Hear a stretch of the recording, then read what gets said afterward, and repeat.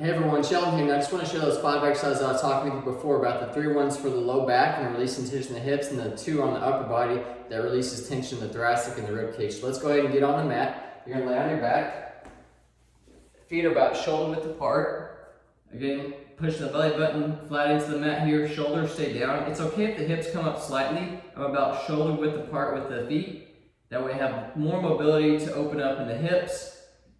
You can always change it up and go feet together and do it. It's going to be a little bit different stretch, a little bit different pull. But to get more motion and activation throughout the hip, I'm going to go wider with the feet here. So this one, again, it's nice and easy, side to side, going 10 each way. So you want to let it go as far as you can. It's okay if that hip comes up. The main thing is that your upper back, shoulder blades stay flat to the ground. Now, here's a trick. If you want to add a little bit more thoracic mobility in there, you can have the arms up overhead, kind of like the, I call it the fogo position, 90-90, as far as the degrees there, or right by your side, either way. But it's just kind of another way to open up a little bit more with the stretch.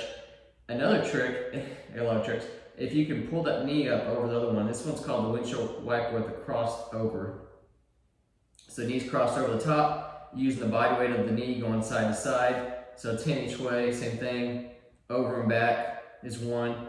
10 each way on this one. Again, this one's not going to go as far. A lot more pull on the hip and then the upper back. So be slow with these, be cautious, but get a good stretch in there. So that's the windshield wiper. The other one, leg is straight, is pulling the knee to chest. This is the one I talked about with the femur rocking the socket there, trying to open up the hips there. So nice and easy. 10. I like to go all the way out and then all the way in. For this part, again, it's to open up that capsule, get that full range of motion, because you got to think about this. As you're stretching it out, you're also cueing those receptors throughout that capsule to let it know, hey, reactivate, open up, stretch out. This one, if it bothers your back or a little tension, you can always bend that knee. So 10 on each side. And then the other one, keeping the leg straight, 90 degrees. This is the one I was talking about going side to side. So then you just put the arm out to the side and then pulling on over. So 90 degrees at the hip and at the knee, pulling over. Nice easy stretch over across the top of the hip, your glutes, a little bit into the piriformis there, but kind of just depends. Everyone's gonna be a little bit different on the tightness which muscle group because they're hand dominant, so I'm talking about how that pelvis rotates, but in general, just the side of your hip. So pulling over, 10 each way, nice easy stretch. So this one's kind of just basically going in there, releasing tension throughout the hip. Now with the arm, you can do it out to the side or again, that fogo position if you want a little bit more of a stretch. So those are the 3 that are laying on the ground for the low back. Now coming in and doing the ones for the upper body, this one, knees are bent. This is the one I call the T rotation. So arms are up straight. You're on your side. You can always use a pillow or something if you need to, but hand and head move together. Open eyes up. Usually I'll do these with a 2, 3, 4, 5, 10-pound weight. So the more advanced you are, the more weight you can do. You don't have to. It's just kind of a way to add a little bit of extra stretch in there.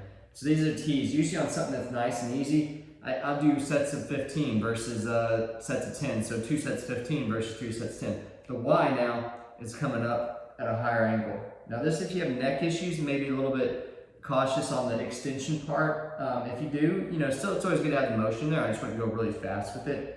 Again, if you have a little bit of a weight, 1, 2, 3, 4, 5 pound, that's nice and easy to open up and stretch out the chest. So that hits the pec major and the pec minor. So again, on those, depending on the exercise, 2 sets of 15, if it's nice and easy, usually on the T's and Y's, 3 sets of 10 that I try to master as far as on the hip mobility and the hip exercises. And you could always, again, if you want to start out, just keep it simple and to start your day with, just do 1 set. Like I said, you can probably knock all these out within a minute or 2 minutes.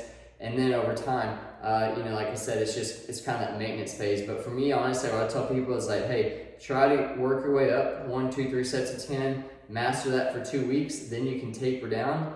And then it's just kind of like 1 or 2 minutes a day, and then the maintenance phase. So those are the main ones. Again, they do a lot of, opening up of the main joints. So I talked that one big domino, you knock that one big domino down, and you can fix a lot of other issues. Hopefully that helps, and y'all have a great day. And as always, reach out if you have any questions. That's the Unlocked Method.